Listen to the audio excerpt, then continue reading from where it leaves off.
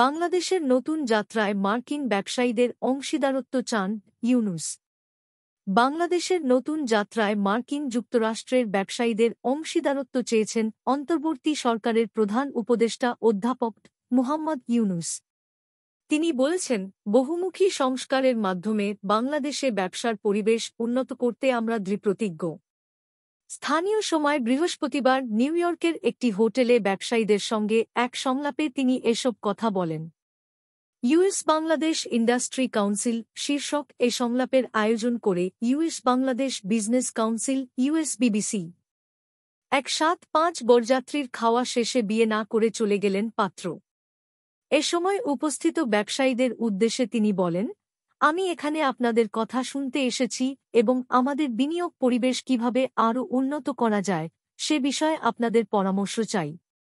আমাদের এই নতুন যাত্রায় আপনাদের অংশীদারত্ব চাই। ডে ইউনূস বলেন, বাংলাদেশ শুধু 1.7 কোটি মানুষের উদীয়মান বাজার নয়, এটি বিশ্বের শীর্ষ 100টি ভোক্তা বাজারের একটি হিসেবে দ্রুত বিকশিত হচ্ছে।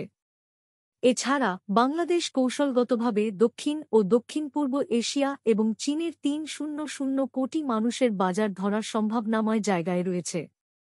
জাতিসংঘের সাধারণ পরিষদের অধিবেশনে যোগ দিতে নিউ ইয়র্ক সফররত প্রধান উপদেষ্টা বলেন, কোনো দেশই সমস্যামুক্ত নয়, বাংলাদেশও সমস্যামুক্ত নয়।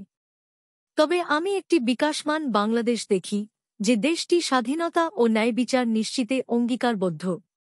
জন্মদিনে ছেলে জয়কে নিয়ে যা বললেন সাকিব। তিনি যুক্তরাষ্ট্রের ব্যবসায়ীদের উদ্দেশ্যে বলেন, যুক্তরাষ্ট্র যখন তার ইন্দো প্যাসিফিক নীতির অধীনে সরবরাহ কাঠামো বৈচিত্র্যকরণের দিকে নজর দিচ্ছে, বাংলাদেশ কৌশলগতভাবে সেই লক্ষ্য পূরণের একটি গুরুত্বপূর্ণ অংশীদার হয়ে ওঠার উপযুক্ত। আপনার ব্যবসা সম্প্রসারণের পাশাপাশি সরবরাহ কাঠামো বৈচিত্র্যকরণে আমরা সবকিছু করব। ডে ইউনূস আরও বলেন, যুক্তরাষ্ট্র দীর্ঘদিন ধরে বাংলাদেশের জন্য একটি গুরুত্বপূর্ণ অর্থনৈতিক ও উন্নয়ন সহযোগী। একক দেশ হিসেবে যুক্তরাষ্ট্র আমাদের প্রধান রপ্তানির দেশ এবং আমাদের বিদেশি বিনিয়োগের শীর্ষ উৎস। কিন্তু বাণিজ্য অস্বাভাবিক রকমের কম। টাইগার রবি অসুস্থ হয়ে পড়েছিলেন, দাবি এনডিটিভির। যুক্তরাষ্ট্রের ব্যবসায়ীদের উদ্দেশ্যে তিনি বলেন, আমি জানি আপনাদের কিছু কোম্পানি মুনাফা দেশে ফেরত পাঠাতে সমস্যার সম্মুখীন হচ্ছে।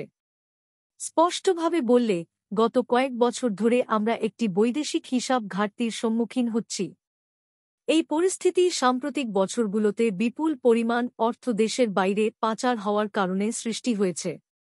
তাই আমাদের সরকার এখন এসব কর্মকাণ্ডের বিরুদ্ধে কঠোর ব্যবস্থা নিচ্ছে, যাতে বৈদেশিক মুদ্রার রিজার্ভ আর হ্রাস না পায়।